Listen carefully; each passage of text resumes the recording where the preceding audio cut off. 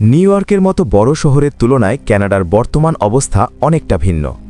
আপনি এখন যা দেখছেন তা বিশ্বের দ্বিতীয় বৃহত্তম দেশ কানাডা। এই দেশ প্রায় 1 কোটি বর্গ কিলোমিটার এলাকায় বিস্তৃত। কিন্তু আশ্চর্যের বিষয় হল, এত বড় দেশ হওয়া সত্ত্বেও তার ভূখণ্ডের প্রায় 70% এলাকা সম্পূর্ণ খালি, কেউ বাস করে না। বেশিরভাগ মানুষ আমেরিকার সীমান্তের কাছাকাছি ছোট ছোট এলাকায় জড়ো হয়ে বাস করে। দেশের উত্তরাঞ্চলের অংশগুলো খুব ঠান্ডা এবং ঘন জঙ্গলে ভরা। সেখানে মূলত এল্ক, হরিণের মতো প্রাণীরাই রাজত্ব করে ঘুরে বেড়ায়। কিন্তু বন্ধুরা, একসময় কানাডা বিশ্বের সবচেয়ে আধুনিক দেশগুলোর একটি হিসেবে পরিচিত ছিল। উচ্চ জীবনযাত্রার মান, বিনামূল্যে স্বাস্থ্যসেবা, ভালো চাকরির সুযোগ, শান্তিপূর্ণ সমাজ, এসব কারণে বিশ্বের 4 কোণ থেকে লক্ষ লক্ষ মানুষ সেখানে গিয়ে স্থায়ী হওয়ার স্বপ্ন দেখত। বিশেষ করে আন্তর্জাতিক ছাত্রছাত্রী, চাকরিজীবী পেশাদার এবং ভালো ভবিষ্যতের জন্য বিদেশ যেতে চাওয়া পরিবারগুলোর কাছে কানাডা স্বপ্নের দেশের মতো মনে হতো। কিন্তু এখন পরিস্থিতি পুরোপুরি বদলে গেছে। এখন কানাডায় জীবনযাপন অনেকের কাছে দিন দিন কঠিন হয়ে উঠছে। গত কয়েক বছরে সেখানকার জীবনযাত্রার খরচ হঠাৎ করে অনেক বেড়ে গেছে। বিশেষ করে বাড়ি ভাড়া ও বাড়ি কেনার খরচ নিয়ন্ত্রণের বাইরে চলে গেছে, সাধারণ মানুষের নাগালের বাইরে চলে গেছে।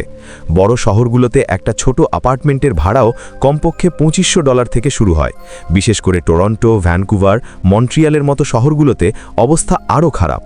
বাড়ি কিনতে গেলে প্রায় $1 মিলিয়ন পর্যন্ত খরচ হয়। এই পরিস্থিতিতে নতুন করে আসা অভিবাসীরা ঠিকঠাক বাড়ি না পেয়ে বেসমেন্ট, শেয়ার্ড রুম বা অস্থায়ী আশ্রয় থাকতে বাধ্য হচ্ছে। একই সময়ে চাকরির সুযোগও আগের মতো সহজে পাওয়া যাচ্ছে না। 2024-এর আগে কানাডায় চাকরি পাওয়া কিছুটা সহজ ছিল, কিন্তু এখন প্রতিযোগিতা অনেক বেড়ে গেছে। স্থানীয় মানুষ এবং নতুন অভিবাসীরা সবাই একই চাকরির জন্য লড়াই করছে। বিশেষ করে নতুন আসা লোকেদের স্থানীয় অভিজ্ঞতা না থাকায় ভালো চাকরি পাওয়া আরও কঠিন। আগে আন্তর্জাতিক ছাত্রছাত্রীরা পড়াশোনা শেষ করে ওয়ার্ক পারমিটের মাধ্যমে স্থায়ী হওয়ার সুযোগ বেশি পেত, কিন্তু এখন সরকারের নিয়ন্ত্রণ বাড়ার কারণে সেই সুযোগ কমে গেছে। ছাত্রছাত্রীরা পার্ট টাইম চাকরিও পাচ্ছে না সহজে। অনেকে ন্যূনতম নিজের রুম ভাড়া আর খাবারের খরচও চালাতে পারছে না। ঘন্টার সীমা থাকায় তারা বেশি সময় কাজ করতে পারে না। এতে তাদের আর্থিক অবস্থা আরও খারাপ হচ্ছে। আর একটা গুরুত্বপূর্ণ বিষয় স্বাস্থ্যসেবা।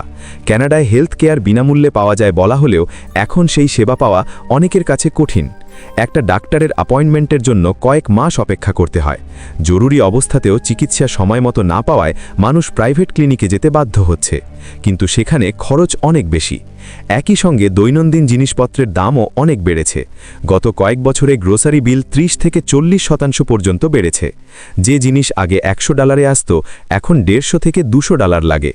বাড়তে থাকা মুদ্রাস্ফীতির কারণে মানুষের আয় সঠিকভাবে চালানো খুব কঠিন হয়ে পড়েছে। আর একটা বড় সমস্যা ট্যাক্স। কানাডায় যে কোনো চাকরি করলেও আয়ের বড় অংশ ট্যাক্স দিতে হয়। উদাহরণস্বরূপ, একজন বছরে $50,000 আয় করলে তার মধ্যে কমপক্ষে 25 থেকে 30% ট্যাক্স কাটা যায়। প্রত্যেককে ফেডারেল ট্যাক্সের সঙ্গে প্রাদেশিক ট্যাক্সও দিতে হয়। বেশি আয়ের লোকেরা 40 থেকে 50% পর্যন্ত ট্যাক্স দিতে হয়।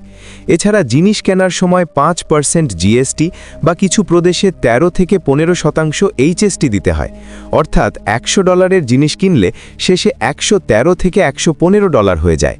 এভাবে উচ্চ ট্যাক্স এবং বাড়তে থাকা দামের কারণে জীবনযাত্রার খরচ দিন দিন বাড়ছে।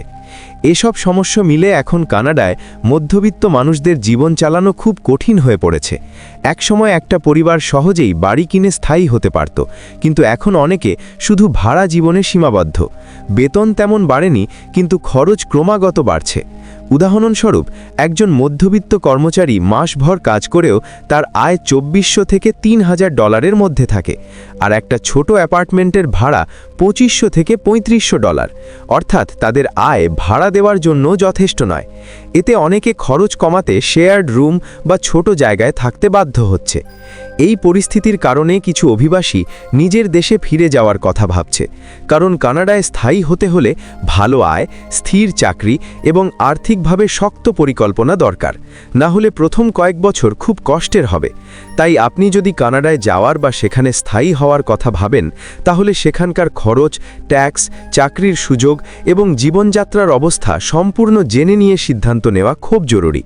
শেষ কথা, কানাডা এখনও শক্তিশালী অর্থনীতি, ভালো শিক্ষা ব্যবস্থা এবং উচ্চ জীবনযাত্রার মানের দেশ, কিন্তু সেখানে ব্যক্তিগত জীবন সহজে চালাতে হলে ঠিক চাকরি, ভালো আয় এবং আর্থিক পরিকল্পনা খুব দরকার। না হলে উচ্চ ট্যাক্স, বাড়তে থাকা বাড়ির খরচ এবং জীবনযাত্রার খরচের কারণে নতুন অভিবাসীদের জীবন খুব কঠিন হয়ে যেতে পারে। তাই কানাডার মতো দেশে যাওয়ার আগে সেখানকার আসল পরিস্থিতি বোঝা সবচেয়ে গুরুত্বপূর্ণ। বন্ধুরা, এই তথ্য আপনাদের কাজে লাগবে বলে আশা করছি। এই ভিডিও যদি ভালো লাগে তাহলে অবশ্যই লাইক করবেন।